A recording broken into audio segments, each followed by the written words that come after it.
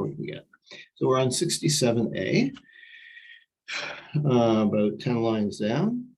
Amarav Shema. So we're talking about how to evaluate things that are pledged for the Ketubot. We saw that there are various things that are discounted, and now we're going to continue with that. Rav Shema says, why don't she brought gold as a dowry? Shaminosa osa vareu kishavio. Then you arrange at face value, appraise, at face value. So she brings, a gold bar worth $1,000. Then it's $1,000, that she is going to receive at the back end of the marriage should it dissolve. So they asked a question from a contradictory brisa. Hazav hareu kikelim. Gold is treated like vessels. My love kikelim shel kasef v'pachas. So it's a kind of a vague statement. What do you mean it's treated like vessels? What kind of vessels? What are we talking about? So the first assumption is we're talking about silver utensils. Okay, silver vessels, and silver vessels, as we saw, you reduce the value by a fifth, either because you're assuming that it was appraised at too high a value. There was a little over enthusiasm there in the praising due to the whatever the excitement of the wedding or whatever or other considerations. So in that case, well, then that contradicts what we said, because silver is discounted in gold, and this says that gold is just like silver in this interpretation. So why would you say that gold is not discounted? So Gemara says, well, that's not what it means. Well, it doesn't mean like silver vessels. It means kikelim shelzav lo passe. So like a gold bar is appraised the same as a golden vessel, okay, a golden utensil. And a golden utensil has a fixed price on the market. So there's no discounting. So the Gemara says, wait a minute, if that's what you're trying to say, then the language is wrong. In Ken Kikelav Mibayale, you should say gold is appraised like its vessels, like its utensils. In other words, that would be how you would say gold, raw gold is appraised like gold vessels. And furthermore, there's another problem with this. The Tanya, we have another brisa. Zav hareu kikelim, gold is like vessels. Dinari zav harein kiksafim. Golden coins are treated like silver coins, like other money, in the sense that you increase their value because you can readily invest coins, currency. So we increase their value in terms of what the woman will get at the back end of the marriage.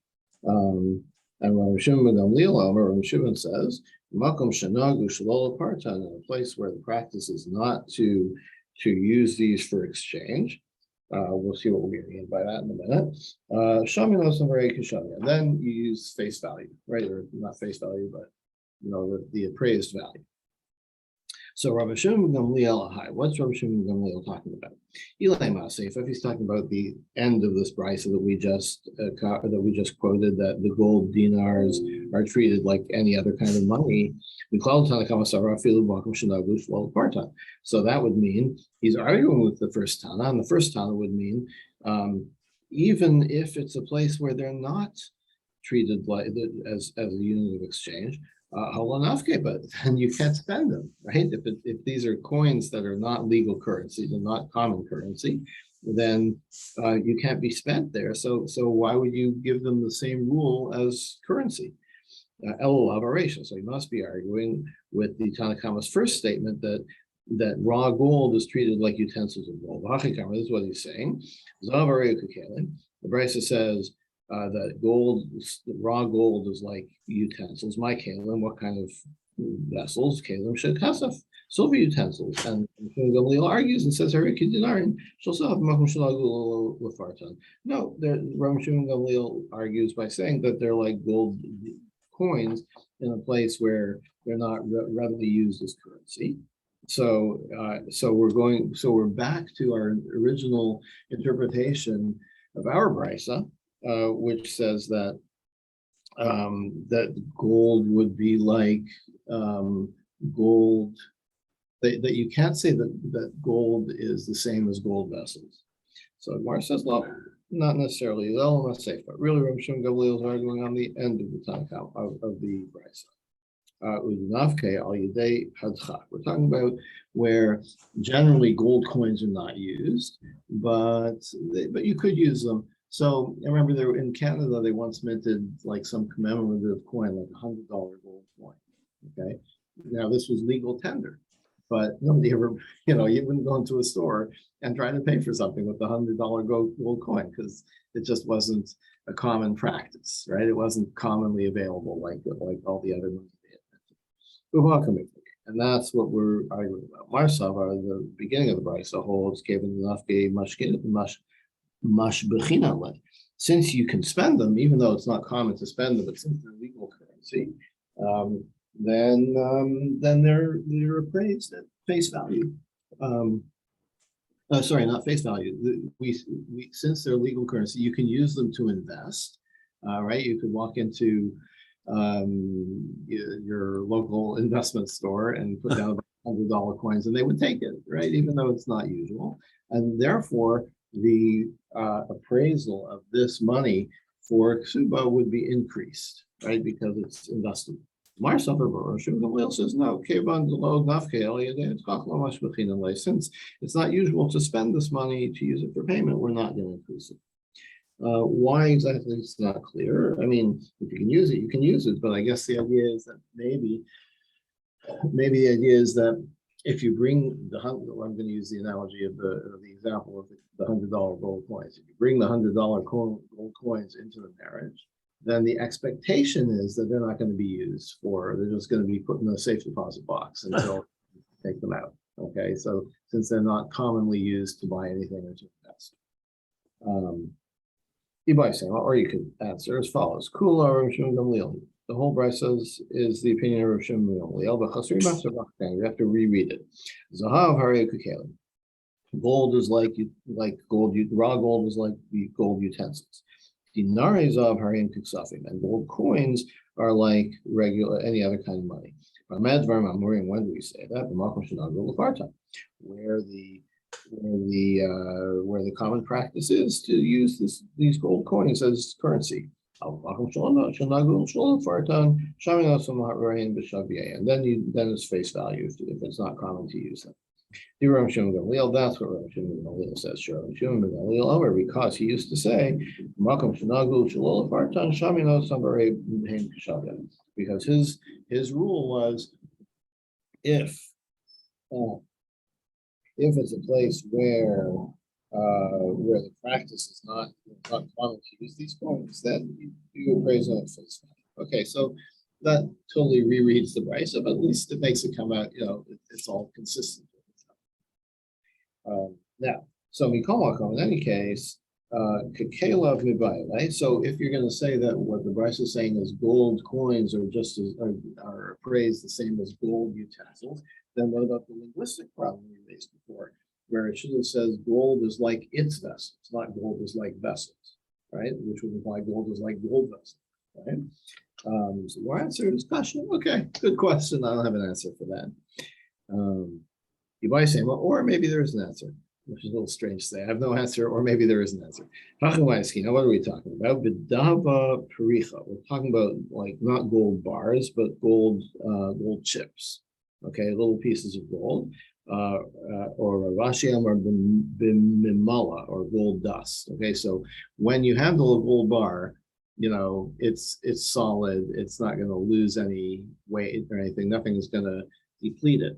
But if you're talking about chips, when you lose a chip or two, or especially gold dust, right? You could lose something. You could lose it. So that's why. So then you could say that's why Rabbi Yochanan even Rabbi Shimon Gamliel would say that yes, if it's this kind of gold, then it's going to get depleted, and that's why we employ a different. Rabbi Yanai said, "Samim shel Antochia harehen kiksafim." Spices of Antioch are like money. as we said, you can invest money in, so it will increase in value. And apparently, according to Rashi, the reason is that spices, of course, in the ancient world, spices were a valuable commodity. So spices were used as money. Yes. I'll pay for something in salt and pepper rather than in dollars and cents. So it has the same rules as money. Amar Shmuel ben Nachmani Rabbi Yochanan, Shmuel says, Gemalim shel Arabia, if you're using camels from Arabia as the dowry, Isha Gova Parna Mehem, the woman can collect on the back end 50% profit, right? The same as we said about cash. So again, apparently, I suppose that camels were a form of exchange and commerce. Amar Papi, Hani Tosve Deve Michse, shirts of this place called Ve Michse. If you have that in your dowry, Isha Gova Pargmehem, same thing. These are some kind of special shirts, and they were used as currency. V'amar Papi Hani Saki the Rodia V'ashle, sacks from ropes from Rodia or Kimponia. Isha Gova Pargmehem, same thing. These are used as currency. Amar Rava says Meresha. I mean, originally I used to think honey arnicade in the wallets of made in the choza. Isha Gova Pargmehem. First, I thought these were also like currency. Why? Because they're used as apparently there's like expensive leather bags. Think of a Prada bag or something, and so commonly people would use that as security, okay, for a loan or for some kind of guarantee. Came with the chazi the shachli living off. But once, then as time went on, I saw that that people will take. So the people will use this as security for a ksuba, right? And people will bring this in as dowry. But then what happens? But then the people will use the husband will use these wallets, these money bags, purses, as forms of currency to buy land, right? So they're not really. At first, I thought that this is something that people will not exchange as currency. And then I saw that the practice is that people will actually use it as currency. So then I thought we'll do that. We'll treat it as currency. Okay, next mission. Hamasias bitosta. Person marries his daughter without specifying an amount for a dowry. Okay, the standard minimum amount would be 50 zuz that you should give. Also, if you declare that there's not going to be any dowry, okay. So first case is you didn't say anything, but if you say there's not going to be any dowry, lo yomar habal the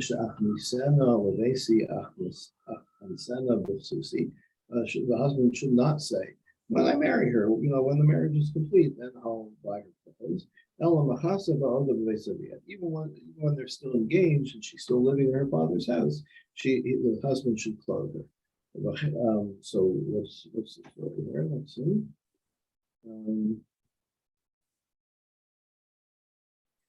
So the idea is that it's implied when the father says, I'm not giving any dowry, it's implied that I'm not supporting this girl at all. And so the husband, even though ordinarily he would assume the obligation to support her upon the completion of the marriage, of the wedding, but I guess the idea is that the whole point of this, of all these rules, is so that the woman will have some form of support, some source of support. So if the father is basically declaring, I'm not providing a dowry, he's also saying, I'm not supporting this person, this my daughter. Okay, so somebody's got to support her. So we're putting that on the husband, the groom, even though he's not formally required to do so yet, but we're putting that obligation on him. Somebody's got that.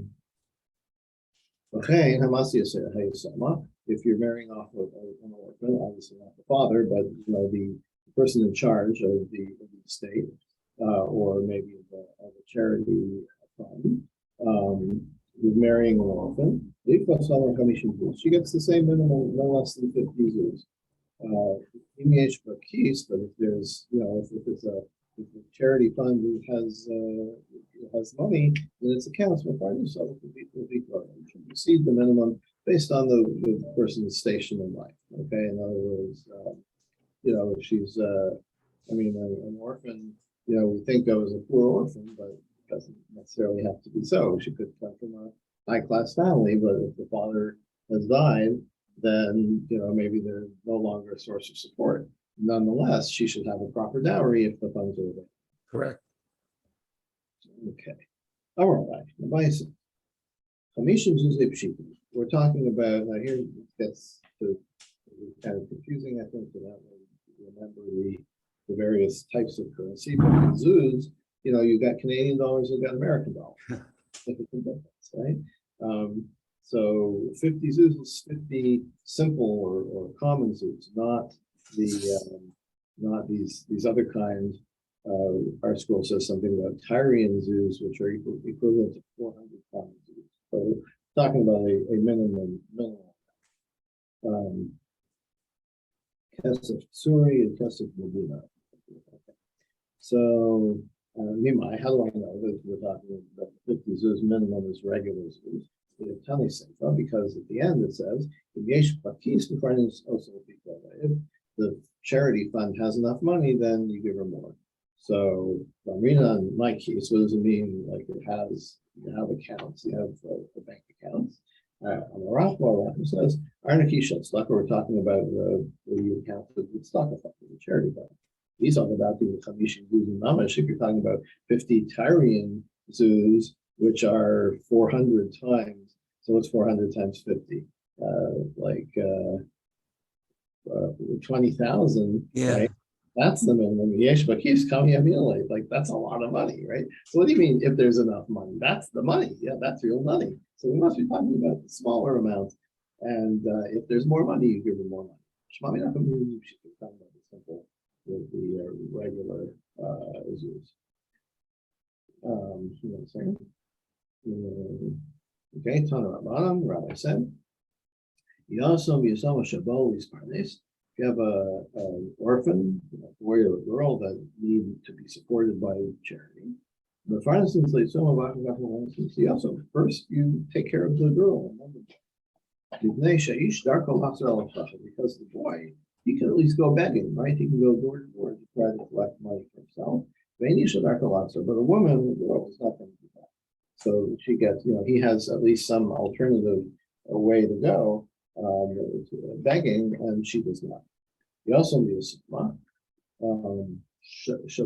Say, what if you have a boy orphan and a girl orphan that need to get married? First, you take care of the girl and then the boy.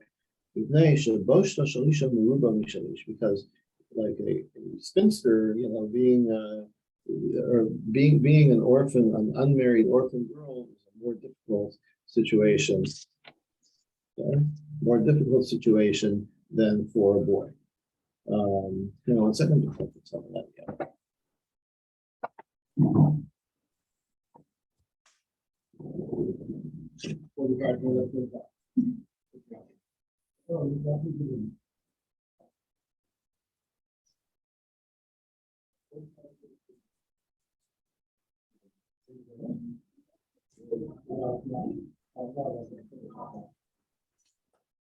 Yeah.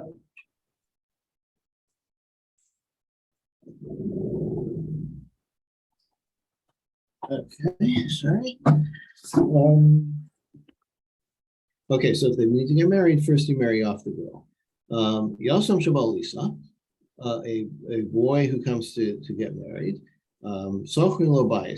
So what do? He needs a place to live. You rent him a house, and you buy him a bed and sheets, linens, and so on. And then you marry him off. The Torah says when you have to support someone with charity, you provide him with his needs, with what he needs, what he's missing. So the phrase everything that he needs means the house, which he is missing. that refers to mita v'shulchan, that's the furniture. Lo, to him, what's missing to him, the last word of this phrase in Torah is Oisha, that means the wife. So you first provide a house, furniture, and then a wife. As it says in the Torah, when God creates woman, it says that God says, I will make him a helper opposite him or corresponding to him. So what is the meaning of that?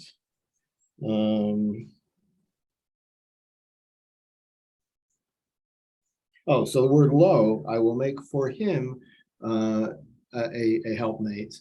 That refers to a wife in the creation story. So we're going to apply that same meaning in this passage about charity. You provide what's missing to him. To him means refers to a wife. Okay, so I'm going to have to wrap it up here for today. And I'm teaching all week, so hopefully we'll be able. I hope so. I'm scheduled for jury duty, Dov. You don't say. So I'm not sure about next week, but I'll let you know. Now we have to phone in, so maybe they'll ask, right. So I'll keep you posted on my my jury duty. All right, but if I don't see you here, I'll know. You'll know, but I'll let you know. I'll text you. Is this the Bronx Courthouse? Bronx Courthouse. Okay. All right. I'll do the best I can. That's all I can say. Have a good day. You all. You too.